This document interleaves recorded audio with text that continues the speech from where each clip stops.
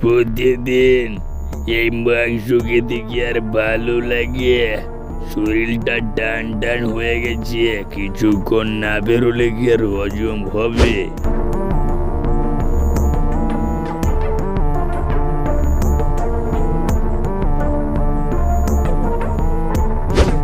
সারা জীবন মাংস খেলে কি আর চলবে? যাই যাই, ওই নদীর তীরের দিকে যাই, ওখানে কচি মাছ আছে, গিয়ে টপাত করে ধরে নিয়ে আসি।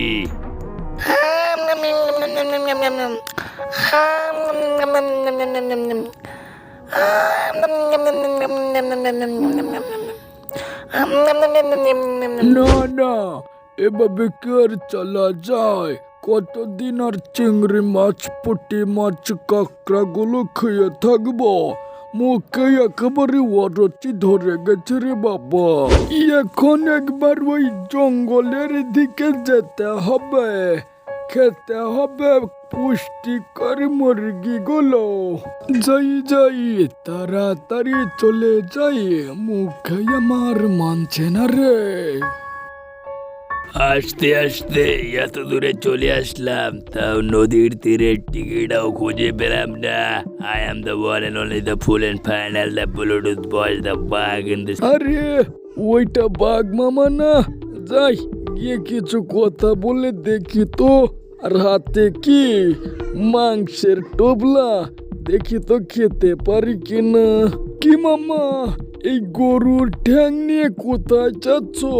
দেবে নাকি? একটু খেয়ে দেখি। না রে বাঘনে, এখন তো আর দেওয়া যাবে না, বাড়িতে অনেকগুলো পড়ে আছে। একদিন সময় করে যেও, দিয়ে দেবো খন। কিন্তু আমার তো চিংড়ি মাছ খেতে খুব ভালো লাগে, দেবে নাকি একদিন দাওয়াত বাড়িতে? কি বলছো সিংহ মামা? তুমি আমার বাড়িতে যাবে? এটা তো আমার সৌভাগ্য। চলে যাই এখন কালকে, চিংড়ি মাছ ধরে রেখে দেব বাড়ির গর্তে। তাহলে বাঘনে ওই কথাই রইলো, কাল তোমার বাড়িতে আমার নিমন্ত্রণ, বুঝতে পারলে? চলে যাব আমি তাড়াতাড়ি, বুঝলে খন? তাহলে ওই কথাই রইলো, কাল সকালে তোমার বাড়িতে চলে আসবো। ভালোই হলো, মামা বাড়িতে গেলে ভালো মন্দ নিয়ে যাবে, আর আমি কপাকত খাবো। ইহ, ইহ, ইহ, ইহ, আহ।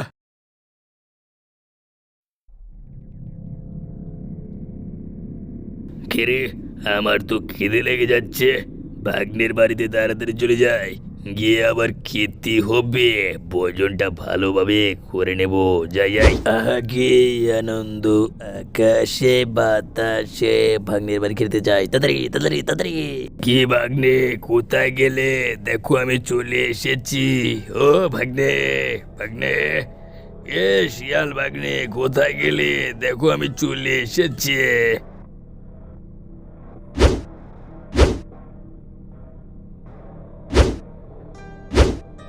রে, মিসকে শিয়ালকে তো কোথাও দেখতে পাচ্ছি না। না, মনে হয় মস্কারা করেছে, কালকে বেড়াকে দেখছি। যাই, আজকের মতো চলে যায়, কালকে হবে খেলা। শিয়াল বেড়াকে বিশ্বাস করে করেছি মস্ত বড় ভুল, এমন ভুল আর হবে না আমার।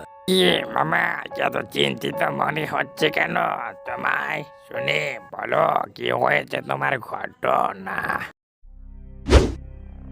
আর বলো না ভাগ্নে, মিসকে শিয়ালের বাড়িতে খেতে গিয়েছিলাম, খেতে গিয়ে হলাম বড় অপমান। শালার বেটা পালিয়ে গেছে, বুঝতে পারলে ভাগ্নে? এত বড় মন মান্তিক ঘটনা। আচ্ছা, আমি শিয়াল দাদাকে দেখেছি, নিমন্ত্রণ যেতে। আচ্ছা ঠিক আছে, তাহলে এখন আমি আসছি বাঘ মামা। আচ্ছা ভাগ্নে, আমি তো শিয়ালের বাড়িতে নিমন্ত্রণ খেতে যেতে পারিনি, তুমি শিয়াল বেটাকে বলবে আমার বাড়িতে কাল তার নিমন্ত্রণ, সে যেন তাড়াতাড়ি চলে আসে, বুঝতে পারলি ভাগ্নে?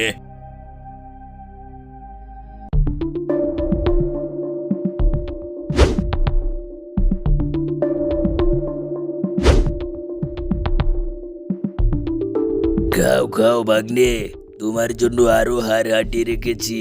আর না খেতে পারলে এই গদা দিয়ে একটা বাড়ি দেব না, একেবারে ইন্না নিল্লা হয়ে যাবে, বুঝতে পারলে?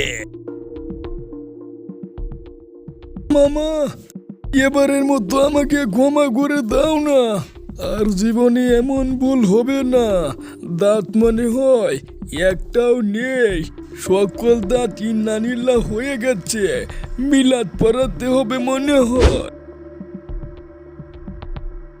এই তোকে দাঁড়াতে কি বললো? গদা দিয়ে একটি বাড়ি মারবো না, তাড়াতাড়ি বস। তোকে একটি শর্তে আমি ক্ষমা করতে পারি, আমাদের চ্যানেলটা যদি সাবস্ক্রাইব করে পাশে থেকে বেল আইকনটা যদি বাজিয়ে দেয়, তাহলেই আমি তোকে ক্ষমা করতে পারি। আর নয়তো বুঝতেই পারছিস কি হবে। আমার আদরের বন্ধুরা, আমাদের চ্যানেলটি সাবস্ক্রাইব করে পাশে থেকে বেল আইকনটি বাজিয়ে দিন। আর না হলে বাঘ মামা আমাকে ইন্নানিল্লা করে দিবে, বুঝতে পারলেন বন্ধুরা?